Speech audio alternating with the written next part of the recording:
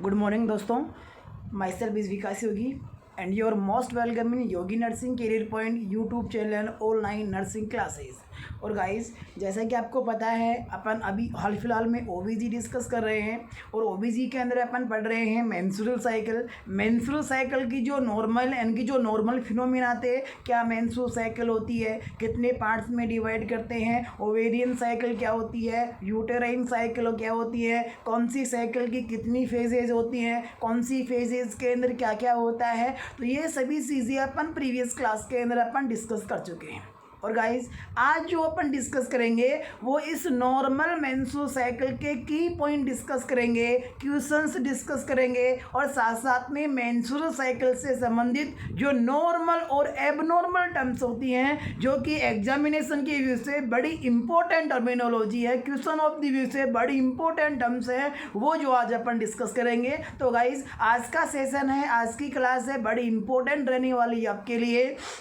और गाइज, बच्चों के अभी बार बार मैसेज आ ही रहे हैं कि सर ग्रुप के अंदर ऑल पार्टिसिपेंट्स के लिए चैट को ओपन कर दिया जाए, ओनली एडमिन कर रखा है। तो गाइज, अपन ने नाइट में कल डिस्कस कर लिया था कि सभी के लिए ओपन कर दिया जाएगा नाइट के अंदर, इवनिंग के अंदर 7 से 8 बजे। जो भी आपको क्वेश्चन दिया जाता है दिन के आपको 2 क्वेश्चंस मिलेंगे, बड़े जानदार शानदार क्वेश्चन मिलेंगे, ऐसे क्वेश्चन मिलेंगे जिनसे आपके नए कंसेप्ट भी बनेंगे और जो पुराने कंसेप्ट बने हुए हैं, जिनके जंग लग गई है आपके ब्रेन के अंदर, वो कंसेप्ट्स भी क्या हो जाएंगे, रिफ्रेश हो जाएंगे। ऐसे अच्छे क्वेश्चंस आपको एक मॉर्निंग में क्वेश्चन देखने को मिलेगा, एक इवनिंग के अंदर देखने को मिलेगा। डेली रूटीन का अपना टाइम होगा और नाइट को 7 से 8 बजे के बीच में आपके रिप्लाईज के लिए चैट को ओपन कर दिया जाएगा अपने व्हाट्सएप चैनल के अंदर। इसके अलावा अगर आप चैनल के ऊपर नए हैं, चैनल को लाइक कीजिएगा, शेयर कीजिएगा, सब्सक्राइब कीजिएगा और सब्सक्राइब करने के बाद में बेल आइकन को प्रेस करके ऑल पे क्लिक कीजिएगा, ताकि आपका सभी लेक्चर्स की नोटिफिकेशन समय पर पहुंच जाए और आपका कोई भी लेक्चर मिस नहीं हो। तो guys, again your most welcome in live online classes.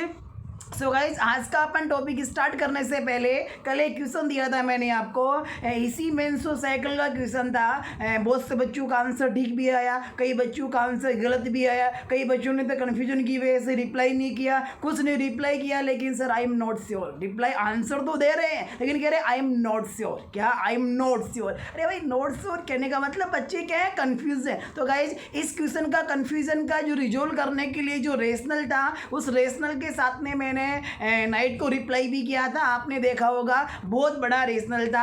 हो सकता है किसी को समझ में नहीं आया और लिखावट के अंदर, तो मैं इस क्वेश्चन को आपके सामने यहाँ पे समझा देता हूँ, है ना। तो जरा ध्यान से देखिएगा गाइज, अपन कल के इवनिंग के क्वेश्चन की बात करने वाले हैं। क्वेश्चन क्या था, विच ऑफ दी फॉलोइंग। एक बार क्वेश्चन को ध्यान से देखिएगा, मैंने पहले ही कहा कि क्वेश्चन को एक बार ध्यान से पढ़िएगा। Which of the following symptom indicate that a women is about to ovulation. यहाँ पे देखो, क्वेश्चन को अगर आप सही तरीके से समझोगे तभी आप करेक्ट आंसर चूज कर पाओगे। यहाँ क्वेश्चन कह रहा है, बहुत से बच्चे क्वेश्चन की लैंग्वेज को ही नहीं समझे और रिप्लाई कर रहे हैं कि सर मेरा सही है क्या, मेरा सही है क्या। अरे भाई, आपका आंसर एब्सोल्युटली सही होगा, लेकिन जरा एक बार क्वेश्चन पे तो फोकस करो, क्वेश्चन को तो समझो क्या कह रहा है। क्वेश्चन क्या कह रहा है, which of the following symptom, निम्न में से कौन सा सिम्टम इंडिकेट, यानी कि इंडिकेट करता है, उंगली करता है किसकी तरफ पे, that a women is about to ovulation, कि एक वुमेन में ओव्यूलेशन होने वाला है।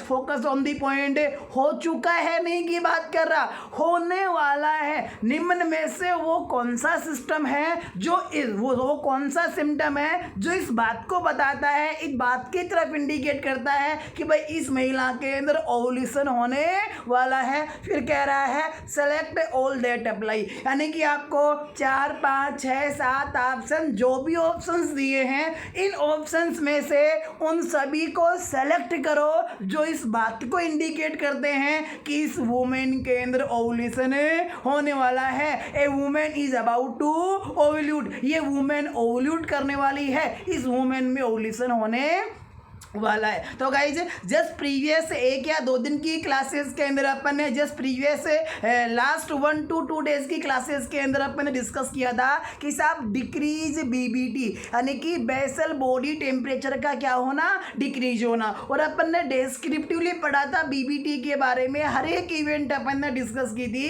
कि जो बीबीटी होता है वो क्या होता है, डिक्रीज होता है। कब डिक्रीज होता है? At the time of ovulation. लेकिन ध्यान रखना बच्चा यहाँ से, ये ओवुलेशन के अंदर कोई 10-20 घंटे या फिर 4-5 दिन नहीं लगते हैं, कुछ मिनटों का या फिर फ्यू आवर्स का टाइम होता है, जो टाइम अच्छे से डिटेक्टेबल नहीं होता है, ना तो एग्जामिनर को पता लग पाता और ना ही वुमेन को पता लग पाता है। लेकिन रिसर्चेज में ये देखा गया है कि जिस टाइम पर ओवुलेशन होता है उस टाइम पर बीपीटी क्या होता है, डिक्रीज होता है, लेकिन ये डिटेक्टेबल नहीं होता है। सो ए ऑप्शन ओवुलेशन को इंडिकेशन की तरफ अपन इसकी तरफ नहीं जाएंगे, ये ओवुलेशन के इंडिकेशन के सिम्टम के अंदर ये कंसीडर नहीं किया जाएगा। बल्कि ये बात सही है कि जब ओवुलेशन होता है उस टाइम पर बीबीटी क्या होता है, डिक्रीज होता है। लेकिन यहाँ पे क्वेश्चन क्या पूछ रहा है कि भाई ओवुलेशन हो रहा है या यानी कि ओवुलेशन हो रहा है या नहीं हो रहा, ये बात नहीं पूछ रहा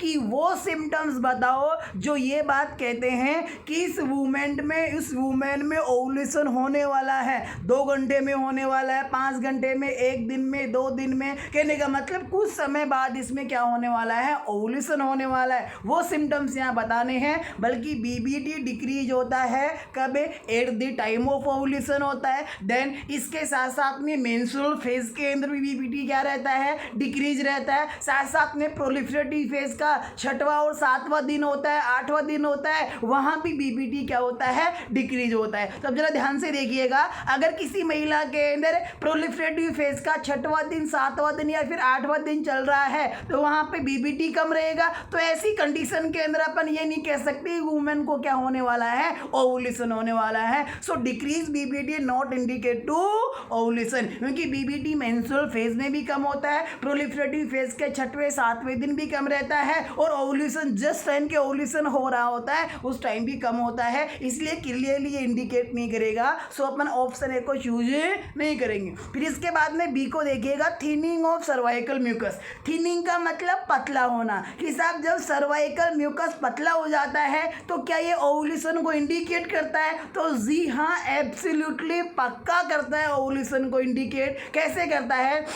ध्यान रखना, अपन ने प्रीवियस क्लास के अंदर डिस्कस किया था कि जब एस्ट्रोजन अपने पीक लेवल पे होता है, मैक्सिमम लेवल पे होता है, और एस्ट्रोजन का मैक्सिमम लेवल होता है ओवुलेशन के 12 से 24 घंटे पहले, और जब ओवुलेशन के 12 से 24 घंटे पहले एस्ट्रोजन अपने पीक लेवल पे होता है तो जो सर्वाइकल म्यूकस होता है ये ज़्यादा सीक्रेट होता है, अबंडेंट सीक्रेट होता है। ज़्यादा सीक्रेट होने की वजह से सर्वाइकल म्यूकस की अगर अपन कंसिस्टेंसी की बात करें तो उसकी कंसिस्टेंसी बहुत पतली हो जाती है। यह बात समझ सकते हो, अगर अपन कोई चीज़ बहुत ज़्यादा अगर बनाते हैं तो उसकी क्वालिटी प्रॉपरली मेंटेन नहीं रह पाती है। इसी प्रकार जब सर्वाइकल म्यूकस बहुत ज़्यादा सीक्रेट होता है तो ऐसी कंडीशन में क्या हो जाता है, पतला हो जाता है, थिन हो जाता है। और थिन कब होता है, जब सर्वाइकल म्यूकस ज़्यादा सीक्रेट होता है। ज़्यादा कब सीक्रेट होता है, जब एस्ट्रोजन पीक लेवल पे पहुंचता है। एस्ट्रोजन पीक लेवल पे कब पहुंचता है, ओवुलेशन के 12 से 24 घंटे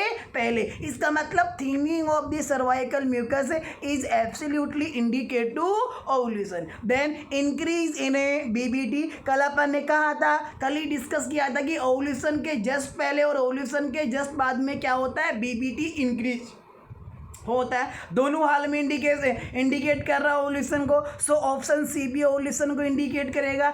egg white like cervical mucus, कल की ही क्लास में अपन ने डिस्कस किया था स्पिन बार्केड साइन। भाई जो स्पिन बार्केड साइन होता है उसमें सर्वाइकल म्यूकस प्रचुर मात्रा में सीक्रेट होता है, ज़्यादा सीक्रेट होता है, क्लियर होता है, साथ साथ में स्ट्रेचेबल होता है। कहने का मतलब एग के वाइट पार्ट की तरह क्या हो जाता है, एग के अंदर का जो वाइट सब्सटेंस आता है चिकना चिकना, उसके तरह क्या हो जाता है, सर्वाइकल म्यूकस हो जाता है, जिसे अपन क्या कहते हैं, स्पिन बार्केड साइन। और आपको अच्छे से मैंने समझा दिया था कि स्पिन बार्केड साइन किस किसे इंडिकेट करता है? ओवुलेशन को इंडिकेट करता है। So egg white like cervical mucus यानी कि स्पिन बार्केट साइन भी किसे इंडिकेट करता है? ओवुलेशन को। ऑप्शन ई है थिकनिंग ऑफ सर्वाइकल म्यूकस। ध्यान रखना गाइज, सर्वाइकल म्यूकस थिक तब होता है जब एस्ट्रोजन कम होता है, और एस्ट्रोजन कम कब होता है? प्रोलिफरेटिव फेज के इनिशियल डेज में, 6वें दिन, 7वें दिन, 8वें दिन, 9वें दिन, 10वें दिन तक एस्ट्रोजन का लेवल क्या रहता है? कम रहता है। ये सर्वाइकल म्यूकस भी कम सीक्रेट होता है, जैसे कि सर्वाइकल म्यूकस कैसा होता है? थिक होता है, गाढ़ा होता है। और जब सर्वाइकल म्यूकस गाढ़ा है इसका मतलब एस्ट्रोजन कम है,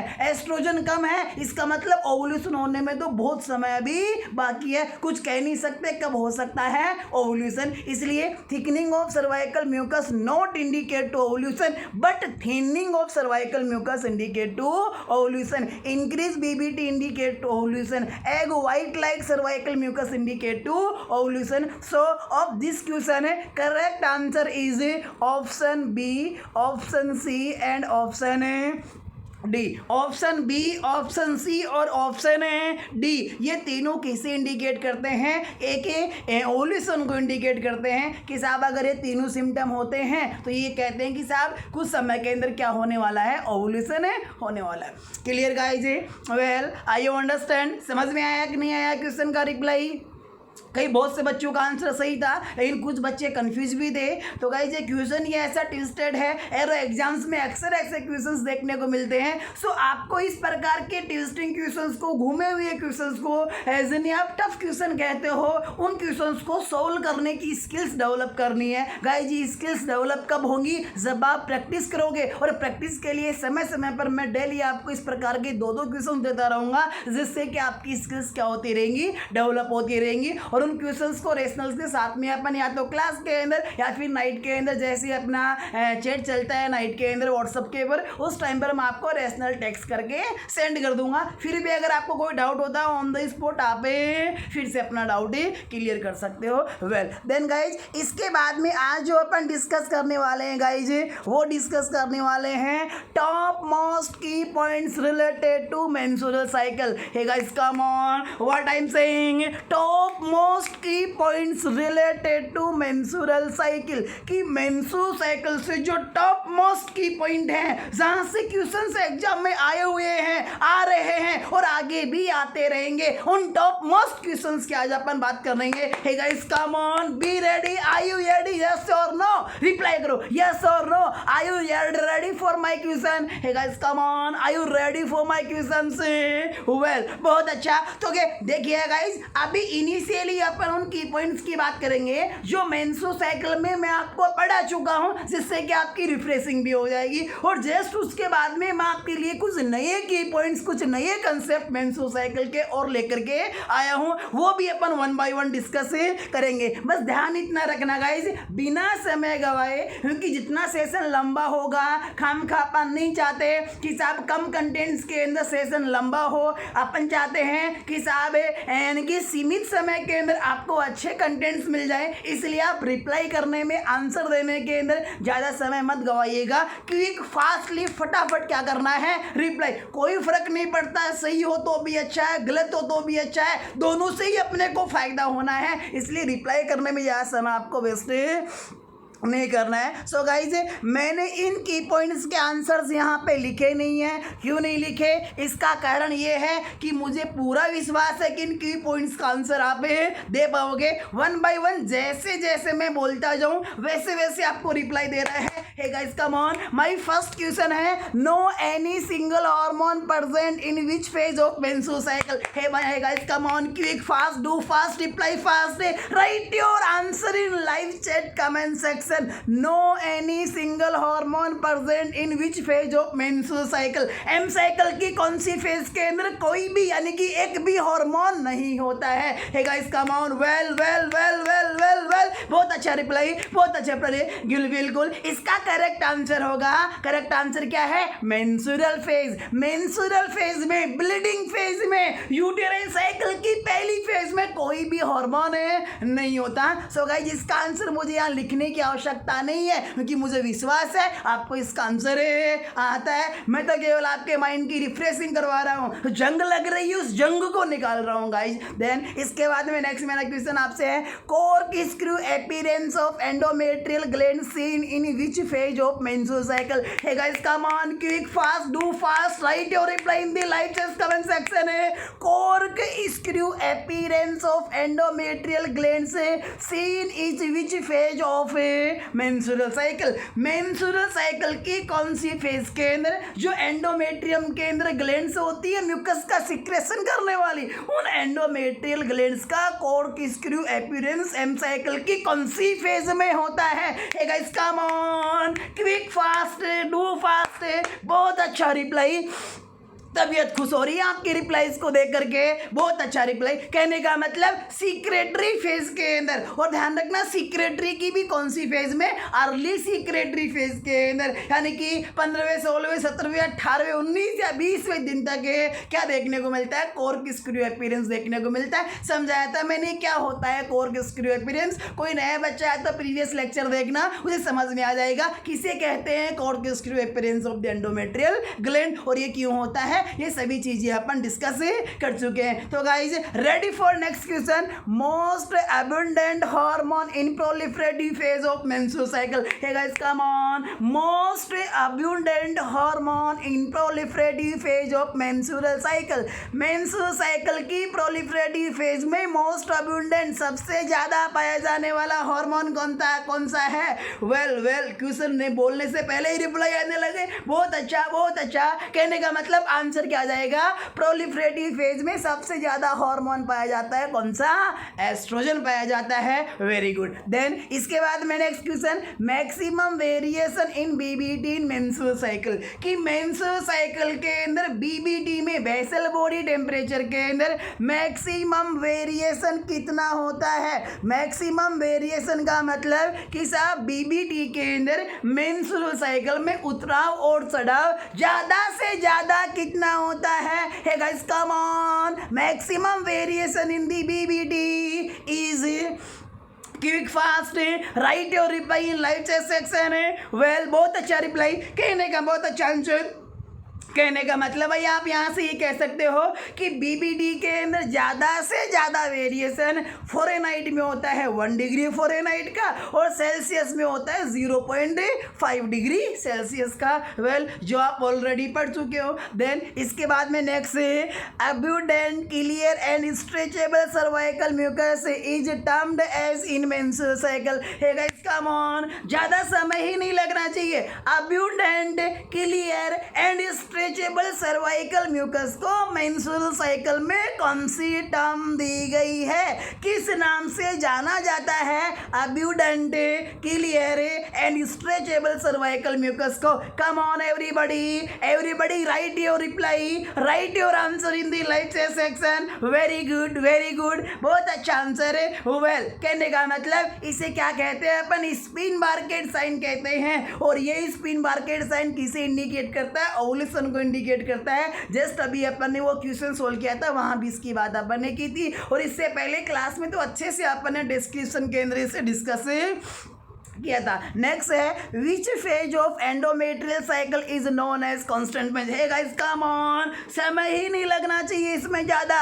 which phase of endometrial cycle is known as constant phase? Endometrial cycle की कौन सी फेज को कांस्टेंट फेज के नाम से जाना जाता है? Quick fast guys, quick fast friends, write your reply, I am waiting your reply, give your reply. Well well well well well, बहुत अच्छा रिप्लाई। कहने का मतलब कौन सी फेज को अपन कांस्टेंट फेज कहते हैं, सेक्रेटरी फेज को कहते हैं। अब बार बार मैं आपको इनका एक्सप्लेनेशन नहीं दूंगा, अच्छे से मैं आपको सेक्रेटरी फेज डिस्कस करवा चुका हूँ। So secretory phase is also known as constant phase. Secretory phase को अपन पोस्ट ओव्यूलेटरी फेज भी कहते हैं, सेक्रेटरी फेज को अपन ल्यूटियल फेज के नाम से भी जानते हैं। Well then which sign indicate to ovulation hey guys, come on, बड़ा अच्छा रिप्लाई है कि कौन सा साइन होता है जो ओव्यूलेशन को इंडिकेट करता है। जो भी आपको आता है कि साहब ये साइन है, देखो मेरी बात सुनना, यहाँ पे मैं किसी एक साइन की बात नहीं कर रहा हूँ, यानी कि जितने भी साइन हैं जो भी आप जानते हो, लेकिन ध्यान रखना साइन की बात कर रहे हैं, सिम्टम की बात अपने नहीं कर, जिनके साथ अपन साइन लगाते हैं। तो यहाँ से आप कह सकते हो वेल लिखो एक बार, आप बताओ कि कौन कौन से साइन हैं जो ओव्यूलेशन को इंडिकेट करते हैं। दो इम्पोर्टेंट साइन हैं जो अपन डिस्कस कर चुके हैं। एक तो कौन सा है, लिखो जल्दी दो, आपका आंसर है, ज़्यादा समय नहीं गंवाना है। Very good. एक तो मिचेल-मार्क साइन है और एक स्पिन मार्केट साइन है गाइज। दोनों साइन किसे इंडिकेट करते हैं, ओव्यूलेशन को इंडिकेट करते हैं। देन मेरा यहाँ से नेक्स्ट की पॉइंट आपके लिए रहने वाला है, कांस्टेंट का हो गया, साइन का हो गया। देन नेक्स्ट क्वेश्चन है most abundant hormone in secretory phase of menstrual cycle है guys, come on, quick fast है। सेक्रेटरी फेज के अंदर सबसे ज़्यादा पाया जाने वाला हार्मोन है वो मोस्ट अब्यूंडेंट हार्मोन है in secretory phase of menstrual cycle. Quick fast guys, give your reply, write your answer in live chat comment section. Do not waste the time, quick fast, do fast, very very very very very good answer. कहने का मतलब भाई secretary phase के अंदर सबसे ज़्यादा hormone होता है प्रोजेस्टेरोन। क्यों होता है, किसकी वजह से होता है, कितना होता है, सब आप डिस्कस कर चुके हो। देन इसके बाद में नेक्स्ट है मिचेल-मार्क sign at which day of menstrual cycle. देखो इसका कहने का मतलब टाइपिंग में थोड़ा सा मुझसे हो जाता है गड़बड़ी, ऊपर नीचे हो जाता है, बिकॉज मैं बहुत अच्छा टाइपिस्ट नहीं हूँ। पहले कभी टाइपिंग इतनी अच्छी की नहीं है मैंने, पहली बार कर रहा हूँ, वो भी केवल आपके लिए कर रहा हूँ। और देखो आपके लिए इतना कुछ कर रहा हूँ तो गाइज आपको एक बार लेक्चर को शेयर तो करना,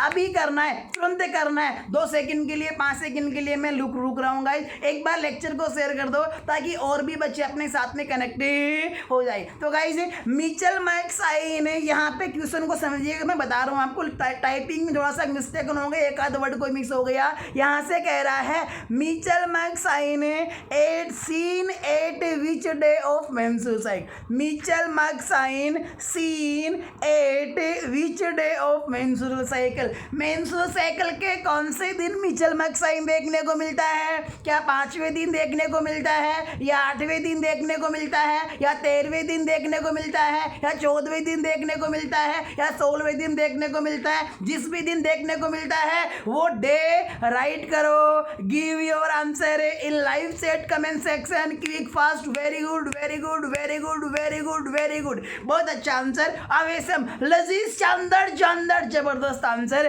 कि भाई एम साइकिल के 14वें दिन मिचेल-मार्क साइन देखने को मिलता है। अच्छे से प्रीवियस क्लास के अंदर इसकी हर चीज मिचेल-मार्क साइन के बारे में अपन डिस्कस की थी और आपका आंसर बड़ा अच्छा आया, खुशी हुई आपका आंसर जान के।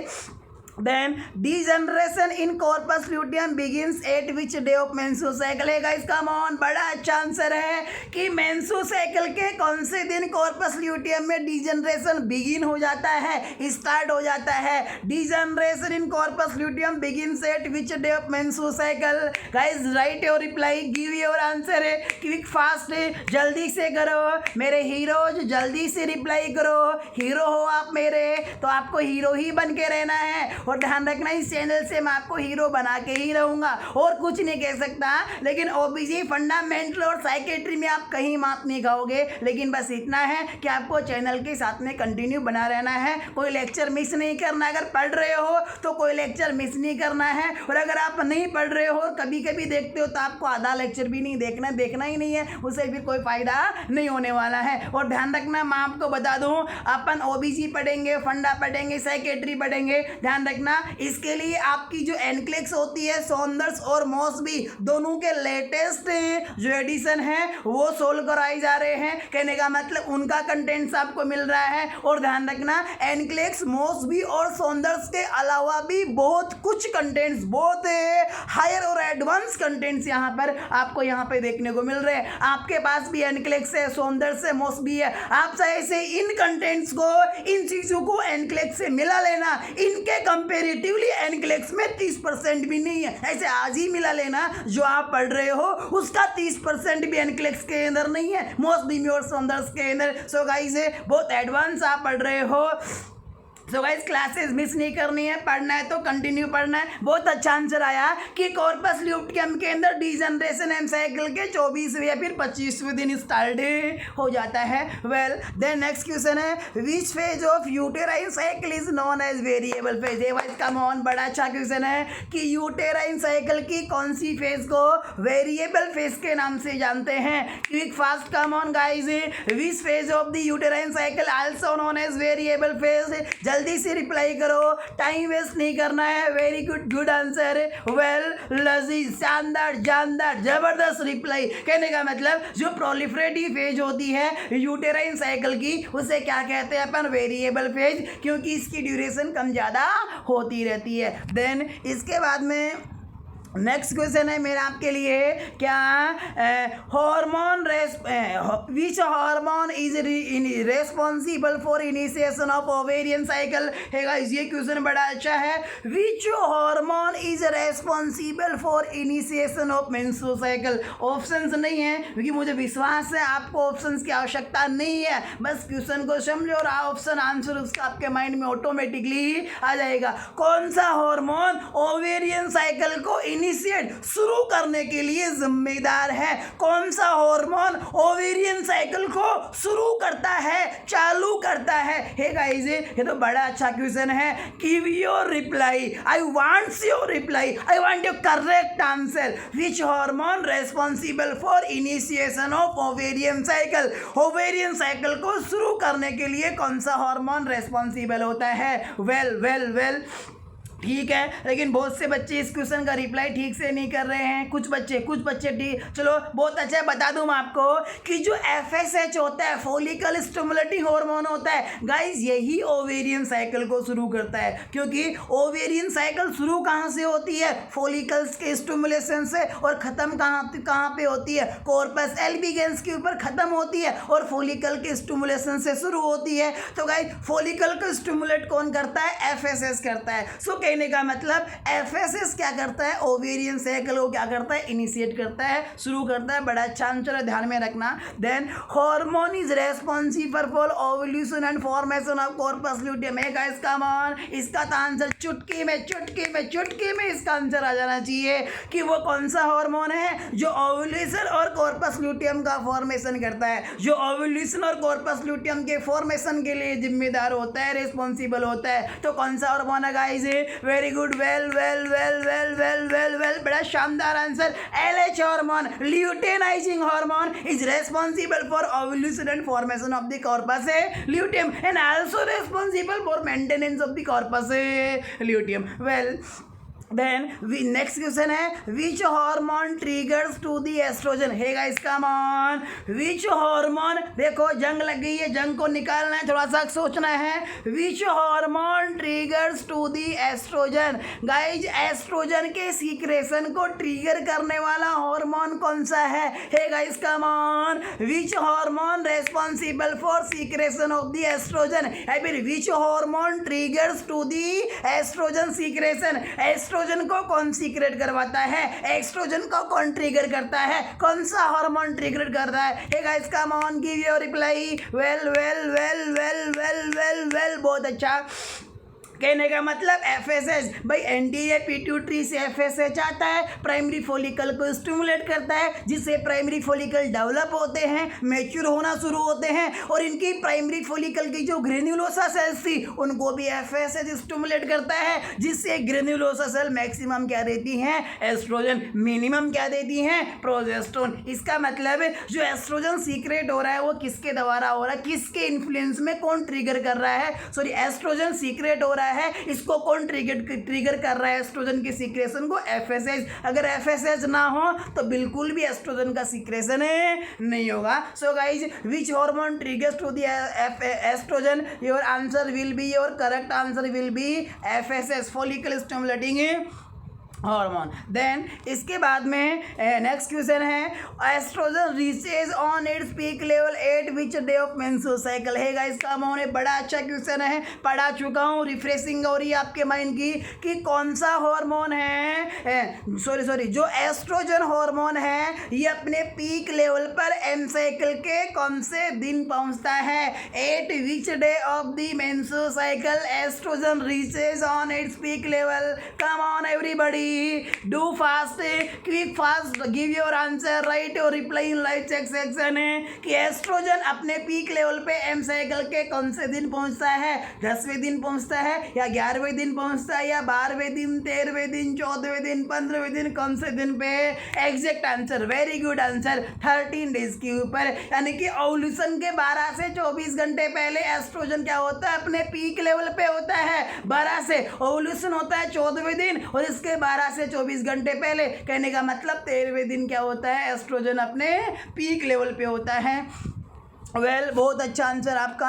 देन नेक्स्ट मैं यहाँ पर आपको बताना चाहूँगा, नेक्स्ट मेरा क्वेश्चन होने वाला है यहाँ से, LH surge occurs at how many hours prior to ovulation? Hey guys come on, LH surge occurs at how many hours prior to ovulation? Ovulation के कितने घंटे पहले LH सर्ज होता है? एक बच्चा अभी मुझसे पूछ रहा था कि साहब LH सर्ज का मतलब क्या होता है? भाई LH का मतलब तो एक हार्मोन है, ल्यूटेनाइजिंग हार्मोन है, एंटीरियर पिट्यूटरी ग्लैंड से सीक्रेट होता है, और सर्ज का मतलब होता है कि ये मैक्सिमम रेट से कब सीक्रेट होता है? ये बहुत ज़्यादा मात्रा में कब सीक्रेट होता है? इसका बहुत ज़्यादा बहाव कब सीक्रेट होता है? कब होता है? यानी कि बहुत ज़्यादा मात्रा में बहना, सीक्रेट होना, क्या कहते हैं अपन इसे? सर्ज कहते हैं। सो LH का मैक्सिमम सीक्रेशन यानी कि LH surge occurs at how many prior to ovulation?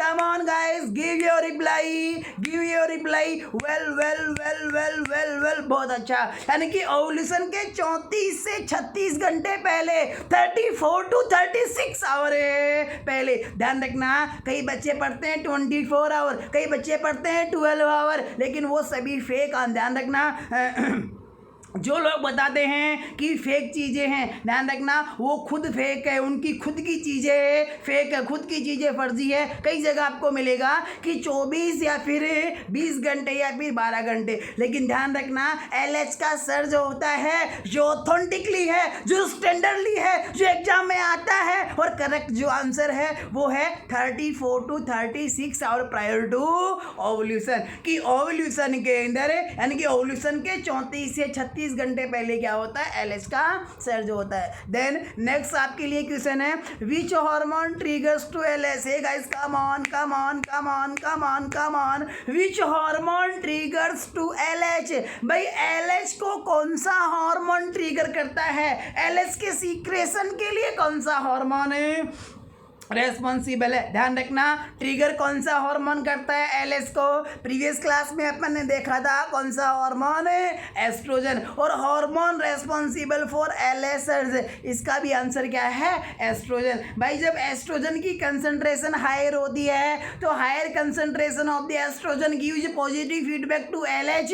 Oestrogen की हायर कंसंट्रेशन LH को पॉजिटिव फीडबैक देती है, जिससे LH दौड़ के आता है। कहाँ से आता है? एंटीरियर पिट्यूटरी से।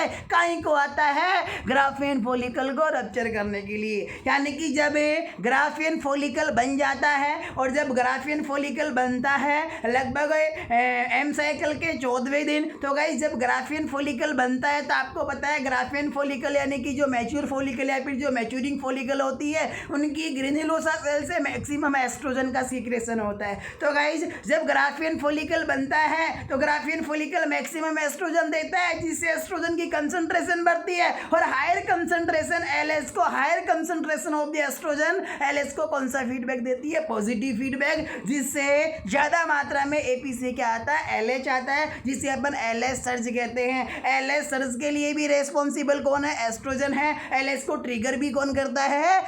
एस्ट्रोजन ही करता है। Clear guys. देन अब देखिएगा इसके बाद में बड़ा इंपॉर्टेंट क्वेश्चन आ रहा है ओपीके। ध्यान रखना गाइज, ओपीके का पूरा नाम होता है ओवल्यूशन प्रिडिक्टर किट है गाइज। कम ऑन, क्या होता है?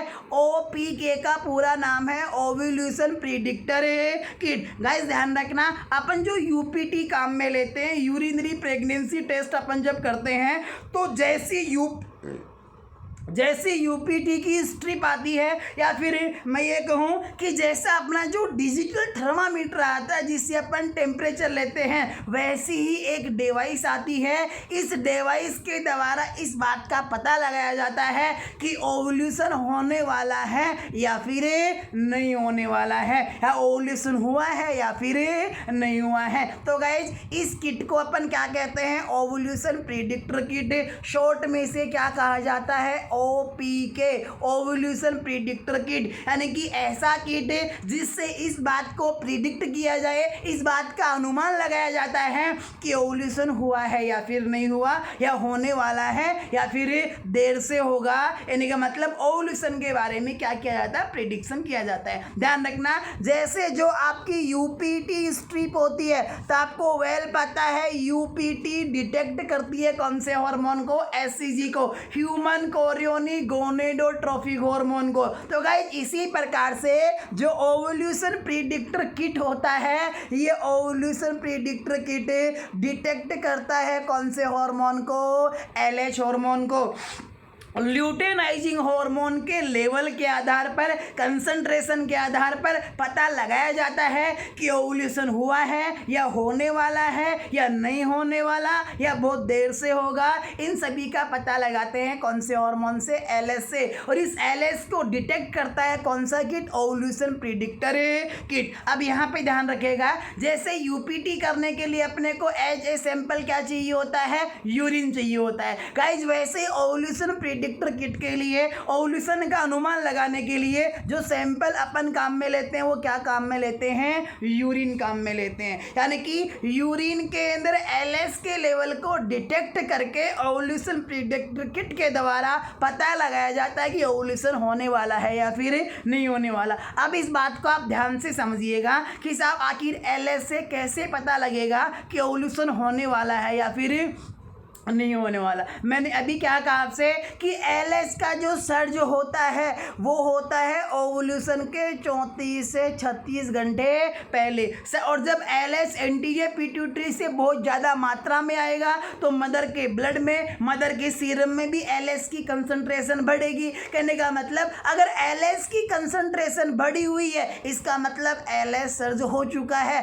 एलएच सर्ज हो चुका है, इसका मतलब या तो ओवल्यूशन जस्ट अभी हुआ है या फिर कुछ ही घंटों के अंदर ओवल्यूशन होने वाला है। इसी आधार पर एलएच के द्वारा क्या पता लगाया जाता है? ओवल्यूशन का पता लगाया जाता है। सिंपली यहाँ से देखना, मैंने ओवल्यूशन प्रिडिक्टर किट की यहाँ पे आपको इमेज भी मैंने आपको दी है। तो गाइज जरा ध्यान से देखना, हल्का सा दिखने के अंदर ये किसकी तरह दिखता है? ये जो है वो किसकी तरह दिखता है?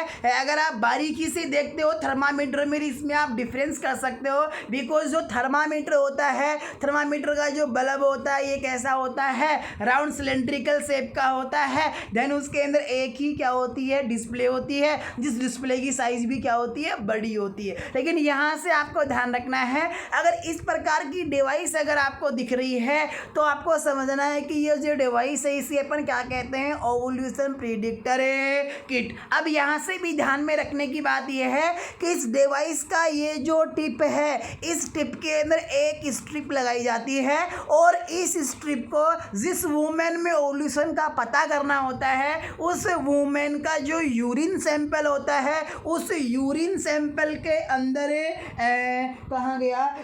उस यूरिन सैंपल, कहने का मतलब उस यूरिन, माना कि ये यानी कि उस यूरिन सैंपल के अंदर इस ओवल्यूशन प्रिडिक्टर किट के इस टिप को क्या किया जाता है? डिप किया जाता है, यूरिन के अंदर रखा जाता है। कितने समय के लिए? 3 सेकंड के लिए, केवल 3 सेकंड के लिए। और फिर 3 सेकंड के बाद में अपन इसे बाहर निकाल लेते हैं। जैसे ही बाहर निकाल लेते हैं, इसकी ये जो डिस्प्ले है, इस डिस्प्ले के ऊपर अगर इस प्रकार का अगर सर्किल बन रहा है, इसका मतलब है मदर के यूरिन में क्या नहीं है, LH नहीं है, तो मदर के ब्लड के अंदर भी LH नहीं है, या फिर बहुत ही कम है और LH नहीं है या बहुत ही कम है, इसका मतलब ना तो ओवुलेशन हुआ है और ना ही जस्ट अभी होने वाला है। लेकिन ध्यान रखना, इस डिवाइस को इस प्रकार से सेट किया गया है कि अगर इस डिस्प्ले के ऊपर इस प्रकार का अगर हंसता खिलता अगर चेहरा अगर आ जाता है, इसका मतलब समझ जाना है कि ये गुड न्यूज है।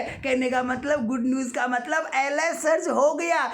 LH सर्ज होने का मतलब है या तो जब LH सर्ज हुआ है तो या तो ओवुलेशन जस्ट हो चुका है या फिर जस्ट कुछ घंटों में कुछ मिनटों में ओवुलेशन होने वाला है। तो गाइज इस ओवुलेशन प्रिडिक्टर किट के अंदर जो स्माइल सा जो खिलखिलाता चेहरा होता है, ये तो इंडिकेट करता है LH सर्ज को, यानी कि ओवुलेशन को इंडिकेट करता है। लेकिन अगर इस प्रकार का केवल अगर सर्किल आता है, इसका मतलब LH नहीं है या फिर बहुत ही कम है, इसका मतलब ना तो ओवुलेशन हुआ है और ना ये भी होने वाला है। तो वेल गाइज ध्यान रखना, ये ओवुलेशन प्रिडिक्टर किट है। गाइज यहाँ से ध्यान रखना, अपन टॉपिक के साथ ही जो भी उस टॉपिक से संबंधित, उस टर्म से संबंधित, उस इवेंट से संबंधित इमेज बेस्ड क्वेश्चन आने की पॉसिबिलिटी है, तो वो इमेज बेस्ड क्वेश्चन अपन यहीं पे डिस्क्रिप्टिवली डिस्कस करेंगे। और अपन जब टॉपिक के अंदर ये इमेज बेस्ड क्वेश्चन डिस्कस कर लेंगे, फिर अपन इन सभी इमेज बेसिस का एक क्वेश्चन बनाएंगे। 100, 200, 400, 500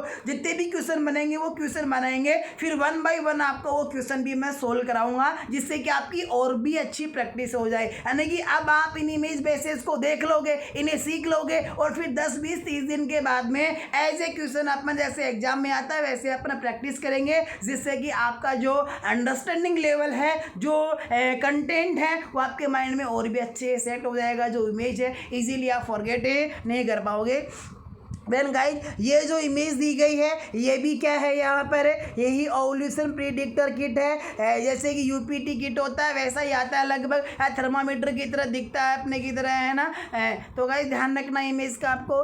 देन इसके बाद में अपन यहाँ से और भी कुछ इंपॉर्टेंट की पॉइंट्स की बात करना चाहेंगे एमसाइकिल के की। और गाइज यहाँ से नेक्स्ट जो इम्पोर्टेंट की पॉइंट है, हाइड कर देता हूँ मैं, यहाँ पे देख लोगे आप, है ना, मज़ा ही नहीं आएगा फिर तो क्वेश्चन में, है ना। एक सेकंड गाइज, एक सेकंड, हाँ अब अच्छा है ना।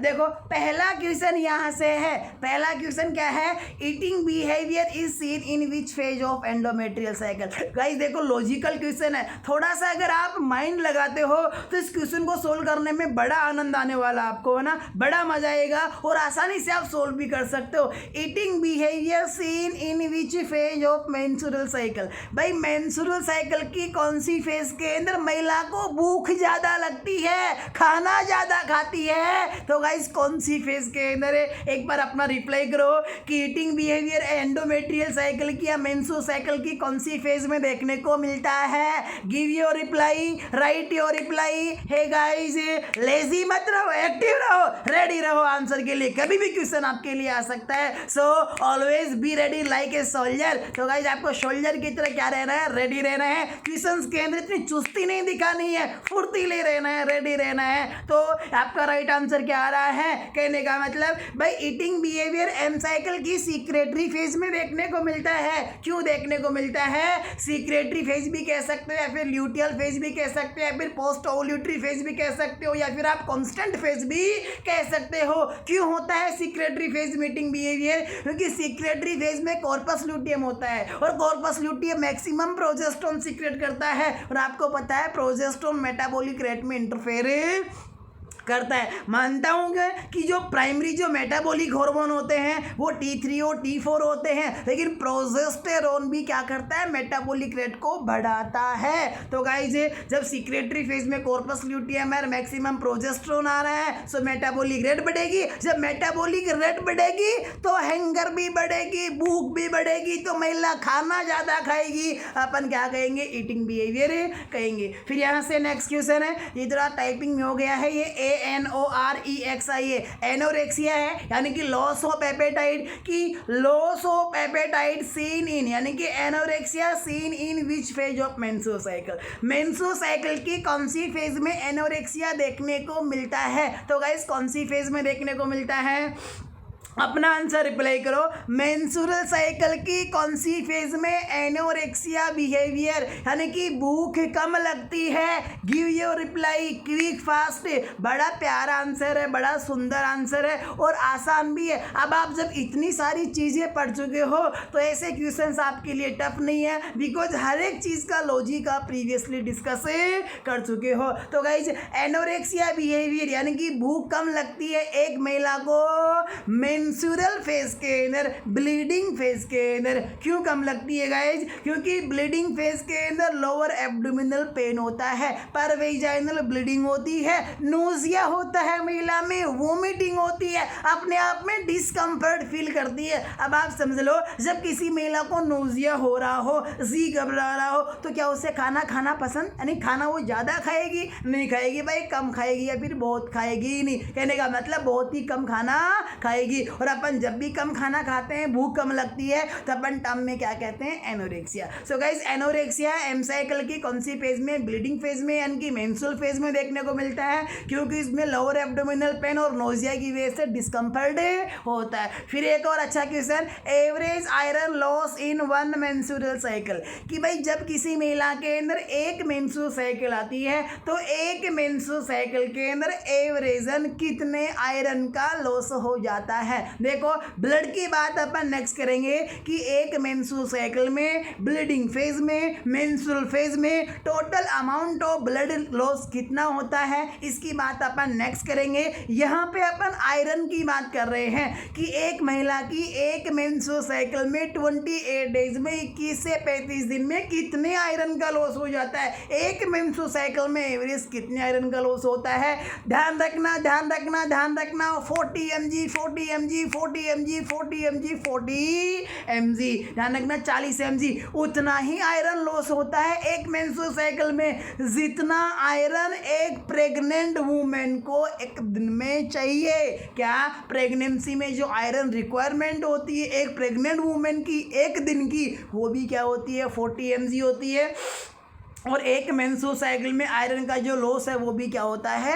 40 mg होता है। तो हे गाइस, ये थी अपनी एम साइकिल की कुछ टर्मिनोलॉजीज की बातें। देन गाइस इन टर्म्स के बाद में अपन नॉर्मल और एबनॉर्मल टर्म डिस्कस करेंगे एम साइकिल से रिलेटेड। बहुत सारी टर्मोइज आपके सामने आएगी। यूमेनोरिया है, मेनार्की है, नॉर्मल ड्यूरेशन है, नॉर्मल ब्लडलेस है, नॉर्मल इंटरवेल है, ओलिगोमेनोरिया है, पोलीमेनोरिया है, हाइपोमेनोरिया है, हाइपरमेनोरिया है, इसे मेनोरेजिया भी कहते हैं, मेट्रोजिया है, मेनोमेट्रोजिया है, एपीमेनोरिया है, प्यूबर्टी है, मेनार्की है, देन इसके साथ साथ में मीनोपोज है, डिसमेनोरिया है, प्री मेंस्ट्रुअल सिंड्रोम है एंड मेनी मोर टर्म्स। और भी बहुत सारी terminologies one by one. Normal, जिनमें से कुछ नॉर्मल भी है और कुछ एबनॉर्मल भी है, सभी अपन वन बाय वन डिस्कस करेंगे। लेकिन गाइज इसके यानी कि टर्म्स डिस्कस करने से पहले मैं आपको यहाँ पर एक चीज़, एक बात समझाना चाहूँगा। तो गाइज वो चीज़ क्या समझाना चाहता हूँ मैं, जरा अपन एक वाइट पेज ले लेते हैं, यहाँ से मिल गया, बहुत अच्छा। तो गाइज वो चीज़ क्या समझाना चाहता हूँ, जरा ध्यान से रखिएगा। क्या? अपन एक इमेजिनरी लाइन बना रहे हैं, ये ध्यान रखो गाइज। जैसा कि आपको पता है कि एक महिला में नॉर्मल मेंस्ट्रुअल साइकिल का जो ड्यूरेशन होता है, जो इंटरवल होता है, वो एवरेज तो कितना होता है? 28 डेज का होता है। और जो रेंज होती है वो कितनी होती है? 21 से 35 डेज। इमेजिन दैट, आप मान लो कि किसी महिला के अंदर मेंस्ट्रुअल साइकिल का ये तो कौन सा दिन है? पहला दिन है। ये मेंस्ट्रुअल साइकिल का मिड यानी कि 14वां दिन है और ये मेंस्ट्रुअल साइकिल का लास्ट यानी कि 28वां दिन है। अब अगर अपन यहाँ पर बात करते हैं, कहाँ पर ये पहला दिन है और ये लास्ट का दिन है, यूँ पूरी मेंस्ट्रुअल साइकिल चलेगी, 1 दिन, 2 दिन, 4 दिन, 5 दिन, 7 दिन, पूरी 28 दिन तक की अपन बातें करेंगे। अब अपन यहाँ पे बात करते हैं कि भाई ये है यूट्रस की एंडोमेट्रियम। एक बार ध्यान देना, ये क्या है? यूट्रस की एंडो। अगर अपन बात करें कि भाई जो पिछली मेंस्ट्रुअल साइकिल थी,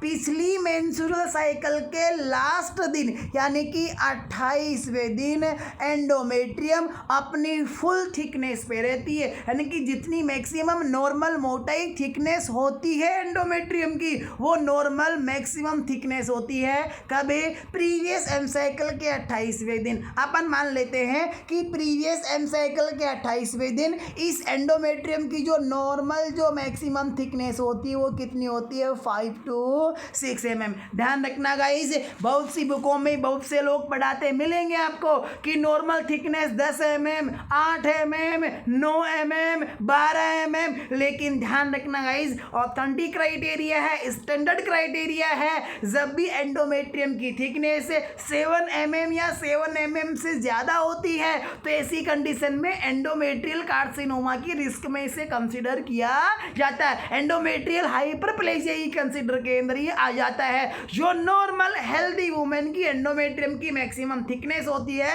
वो कंसिडर की जाती है 5 to 6 mm। तो अपन यहाँ पे नॉर्मल की बात कर रहे हैं कि एक महिला की प्रीवियस साइकिल के लास्ट दिन, क्या कह रहा हूँ गाइस, एक महिला की प्रीवियस साइकिल के लास्ट दिन ये एंडोमेट्रियम अपनी पूरी थिकनेस पे है 5 से 6 mm। इतनी बात क्लियर।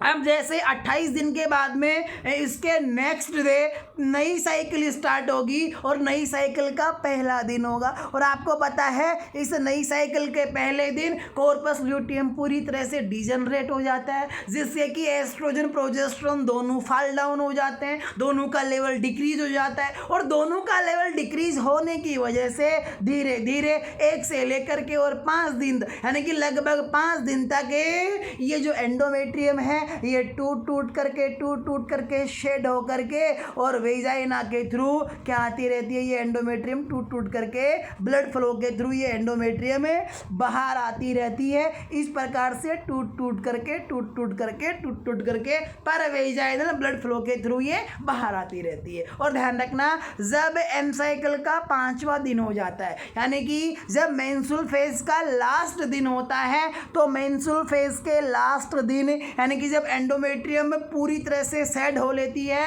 और फंक्शनल एंडोमेट्रियम पूरी टूट करके बाहर चली जाती है, केवल बेसल एंडोमेट्रियम यानी कि लेमिना प्रोप्रिया बचती है। तो गाइस, सेडिंग के बाद में at the end of menstrual phase, at the last day of bleeding phase, जो इस एंडोमेट्रियम की थिकनेस होती है वो कितनी बचती है, 1 या फिर 2 है। तो ध्यान रखना, आपसे ये क्वेश्चन भी पूछा जा सकता है कि मेंस्ट्रुअल फेज के लास्ट दिन आफ्टर सेडिंग एंडोमेट्रियम की थिकनेस कितनी होती है। ध्यान रखना कितनी होती है, 1 to 2 mm। अब ध्यान रखना, जैसे 5वें दिन मेंस्ट्रुअल फेज खत्म होती है, 6वें दिन से प्रोलिफरेटिव फेज स्टार्ट होती है, जिसके अंदर एंडोमेट्रियम में प्रोलिफरेशन होता है under the effect of oestrogen, क्योंकि इस प्रोलिफरेटिव फेज में एफएसएस के द्वारा प्राइमरी फॉलिकल स्टिमुलेट होने लग जाते हैं और ये प्राइमरी फॉलिकल क्या सीक्रेट करते हैं, एस्ट्रोजन। तो गाइस, इस एस्ट्रोजन से 5वें दिन के बाद में 6वें दिन से यानी कि प्रोलिफरेटिव फेज के अंदर एस्ट्रोजन के इफेक्ट के अंदर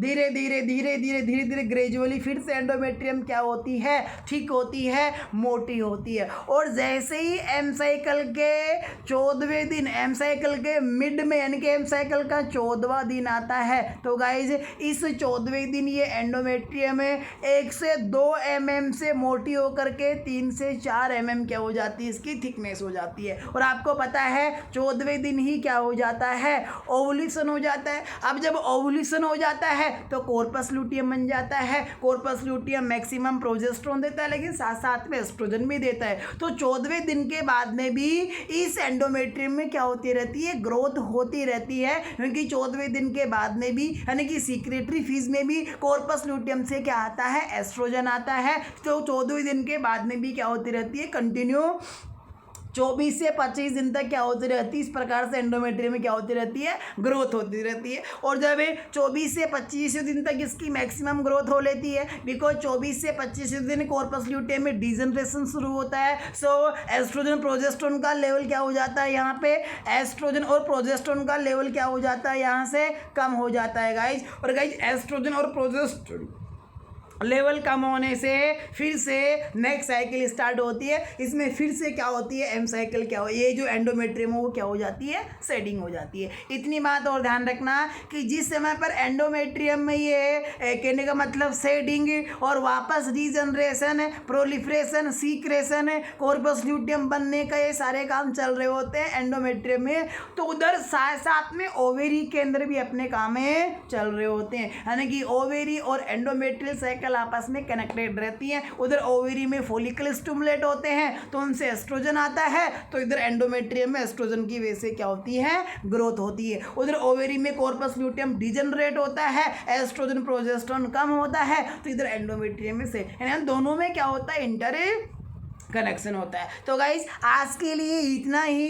कल अपन डिस्कस करेंगे एम साइकिल की नॉर्मल और एबनॉर्मल टर्मिनोलॉजीज। अच्छा चैप्टर रहने वाला है कल का, बहुत कुछ सीखने वाले हो कल के लेक्चर में। आज भी अपने बहुत सारे कंसेप्ट क्लियर हुए हैं और कल अपन और भी अच्छे से 1 by 1 टर्म को डिस्क्रिप्टिवली अपन क्या करेंगे, डिस्कस करेंगे। So thanks a lot guys. Evening में मिलते हैं 8:30 PM पर फंडामेंटल ऑफ नर्सिंग के साथ में, ब्लड ट्रांसफ्यूजन के साथ में। आज पढ़ेंगे ब्लड ट्रांसफ्यूजन का प्रोसीजर क्या होता है, कैसे क्रॉस मैचिंग करते हैं, कैसे डोनर सेलेक्ट करते हैं, कौन कौन से डोनर होते हैं, क्या इसकी ब्लड ट्रांसफ्यूजन की रिएक्शन होती है, कैसे रिएक्शन को ट्रीट करते हैं, कौन सी मेडिसिन काम में लेते हैं, क्या प्रायोरिटी होती है, सब चीज़ें कहने का मतलब आज अपन क्या पढ़ेंगे, प्रोसीजर अपन डिस्कस करेंगे कि कैसे अपन ब्लड ट्रांसफ्यूजन करते हैं, क्या क्या इक्विपमेंट्स अपने को चाहिए होते हैं। सो गाइस इवनिंग में मिलते हैं 8:30 PM पर with fundamental of the nursing topic blood transfusion. Again thanks a lot everyone।